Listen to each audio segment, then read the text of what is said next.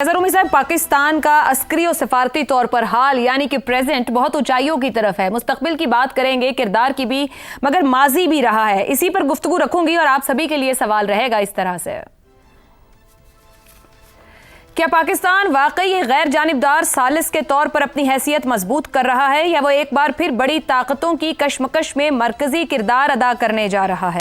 रजा साहब, आप किस हवाले से किरदार की बात कर रहे थे? मेरा सवाल बड़ा स्पेसिफिक है, आप उस बात का जवाब भी दीजिए जो आप कहना चाह रहे थे, मगर ये भी कि एक माजी रहा है, पाकिस्तान का रोल भी रहा है खित्ते में, मगर इस वक्त जो सूरत हाल है वो बहुत मुख्तलिफ है।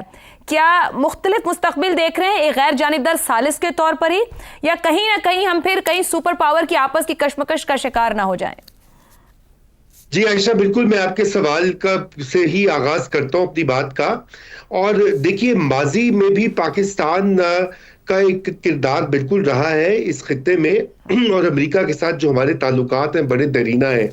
मगर देखिए, दो बातें जो है वो मुख्तलिफ हैं। आपने खुद भी अपने इब्तदाइये में कहा कि आज के हालात मुख्तलिफ हैं, और यकीनन मुख्तलिफ हैं, क्योंकि जब पाकिस्तान ने पहला अलायंस उसका हुआ था अमेरिका के साथ 1950 की दहाई से, उस वक्त एक सर्द जंग थी बर्पा, दुनिया भर में उसने लपेट में ले रखा था पूरी आलम को। और उसमें पाकिस्तान ने एक साइड का इंतखाब किया, अमेरिका और वेस्टर्न कैंप जो था, और उसमें वो उनके सिक्योरिटी जो माहिदे थे उसका हिस्सा बना रहा। और ये कई दहाइयों तक हमारा ये सिलसिला चला। उसके कुछ फायदे भी हुए, कुछ नुकसानात भी हुए, वगैरह वगैरह। फिर हमने जो दूसरा था वो अफगान जिहाद वाला, वो भी कोल्ड वॉर का ही जमाना था। रूस ने आकर अफगानिस्तान पर कब्जा कर लिया, और पाकिस्तान दूसरे कैंप के साथ जो है मिलकर रूस को भगा रहा था। और फिर तीसरा वॉर ऑन टेरर जो है वो सर्द जंग के खात्मे के बाद तीसरी हमारी इंगेजमेंट थी। लेकिन उसमें भी पाकिस्तान जो है वो अमेरिका की एक जो मिलिट्री पॉलिसी है उसके बढ़ावे में अपना किरदार अदा कर रहा था। आज ये तीनों जो एग्जाम्पल्स हैं 2026 और अगले आने वाले जो महीने और साल हैं उन पर लागू नहीं होते। अगरचे किरदार वही हैं, मुमालिक वही हैं, मगर ना तो सर्द जंग है, ना अमेरिका और चीन इस वक्त जो है वो नेज़े और तलवारें लेकर खड़े हुए हैं एक दूसरे के खिलाफ। कतई ऐसा नहीं है।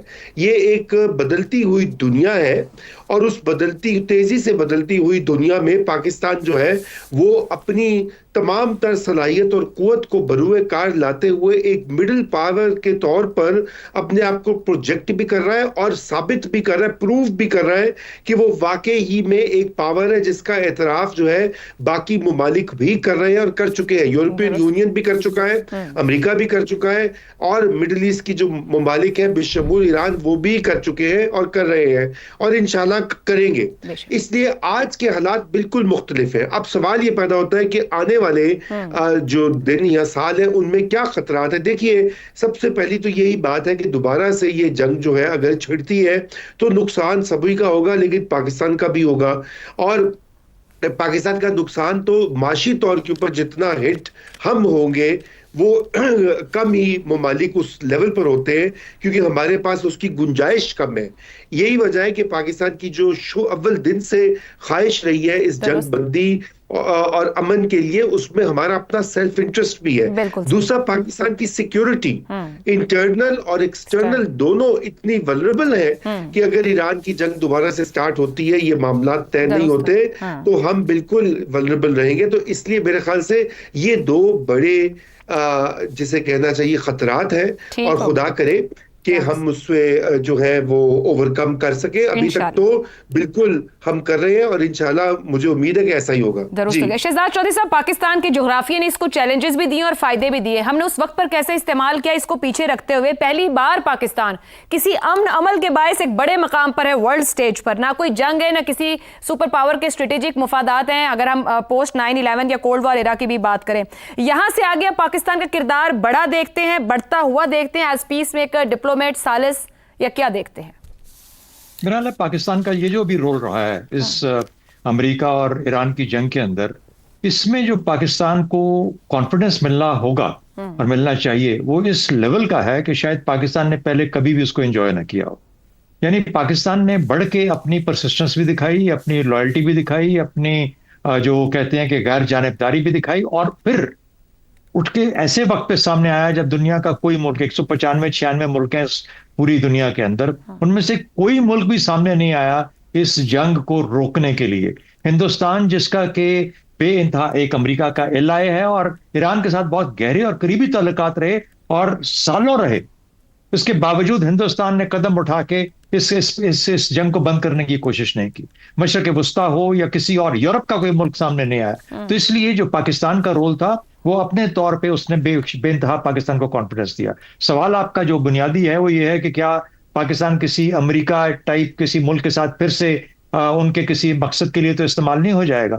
میرا خیال ہے جہاں پاکستان ایران کے لیے اتنی بڑی آسانی کریٹ کر چکا ہے اور کر رہا ہے، تو اس کا مطلب یہ ہے کہ پاکستان اس واشنگٹن کے اندر اتنا پر اثر اپنا رول ادا کر سکتا ہے جہاں پر کہ امریکہ کی سوچ کو بھی تبدیل کر سکتا ہے۔ اس کا اظہار بہت مختلف لیولز کے اوپر امریکہ کے اندر ہو چکا، ہر لیول سے ہو چکا۔ پاکستان کو کانفیڈنس ہونا چاہیے کہ پاکستان کو یہ پتا ہو کہ اس کے اپنے حق میں کیا بہتر ہے۔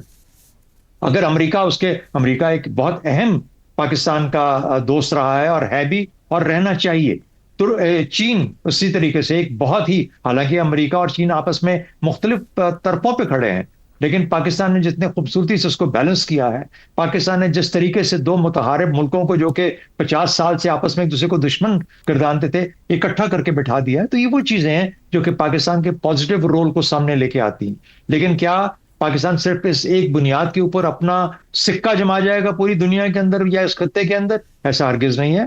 پاکستان جب یہ کام کر لے گا تو اس میں نے پہلے اپنے سوال کے جواب میں کہا پاکستان کو اور بہت کچھ کرنا ہے، سب سے زیادہ اس کو اپنے اندر، ملک کے اندر بہت کچھ کرنا ہے۔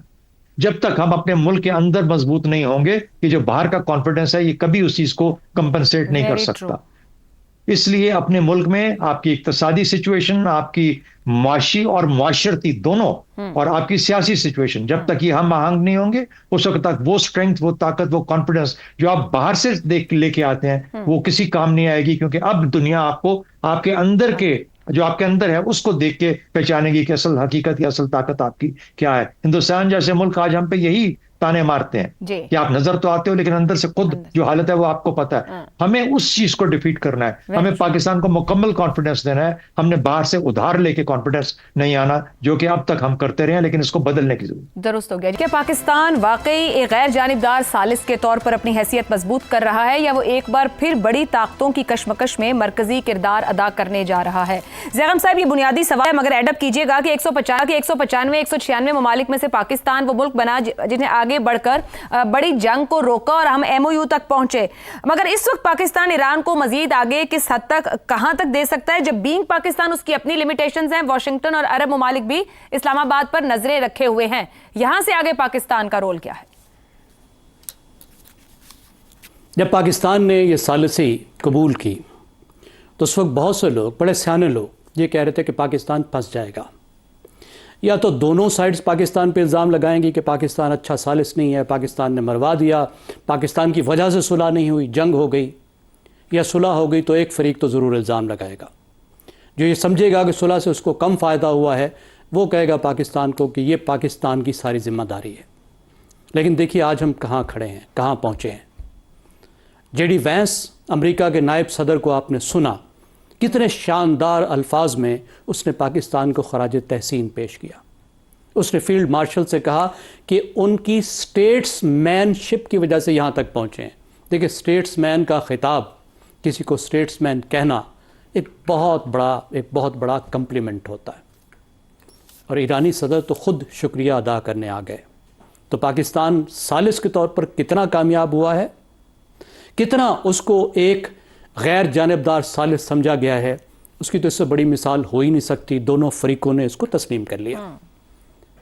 اب بڑی طاقتوں کی جو کشمکش ہوتی ہے یہ تو تاریخ کا حصہ ہے، جب سے تہذیب شروع ہوئی ہے یہ کشمکش جاری ہے، کبھی ایرانیوں کے اور یونانیوں کے درمیان، کبھی برطانویوں اور جرمنوں کے درمیان، پھر ہم نے دیکھا کہ کولڈ وار کا ایک بہت بڑا عرصہ گزرا۔ دیکھیں ہمیں ذہن میں رکھنا چاہیے کہ کولڈ وار میں یہ کوئی آپشن موجود ہی نہیں تھی کہ آپ غیر جانبدار ہو جائیں۔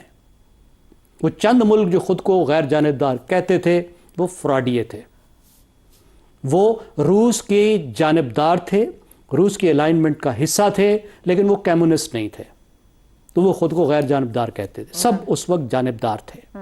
लेकिन क्या पाकिस्तान, जिस तरह के कुछ नाअक़बत अंदेश लोग पाकिस्तान में भी ये कहते हैं कि Pakistan was American stooge, really?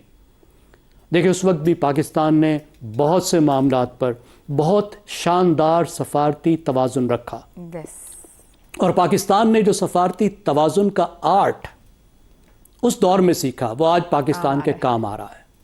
मिसाल के तौर पर चीन और अमेरिका के दरमियान में सफारती तवाज़ुन रखना, तसव्वुर कीजिए कितनी बड़ी बात थी कि 1970 से पहले 1970 तक चीन को अमेरिका तस्लीम ही नहीं करता था, चीन के सख्त खिलाफ था, लेकिन पाकिस्तान उनको करीब लेकर आया। फिर आप ये देखिए कि खुद ईरान और अरब मुल्कों के दरमियान में कितने तनाज़ात थे, पाकिस्तान पर कितना दबाव था कि पाकिस्तान ईरान के ख़िलाफ़ कुछ न कुछ करे, क्योंकि पाकिस्तान अरबों का बहुत क्लोज़ इत्तेहादी है। लेकिन पाकिस्तान कभी ईरान के ख़िलाफ़ इस्तेमाल नहीं हुआ। हमने एक सफारती तवाज़ुन अपना बरकरार रखा, तो वो सफारती तवाज़ुन आज हमें फिर नज़र आ रहा है।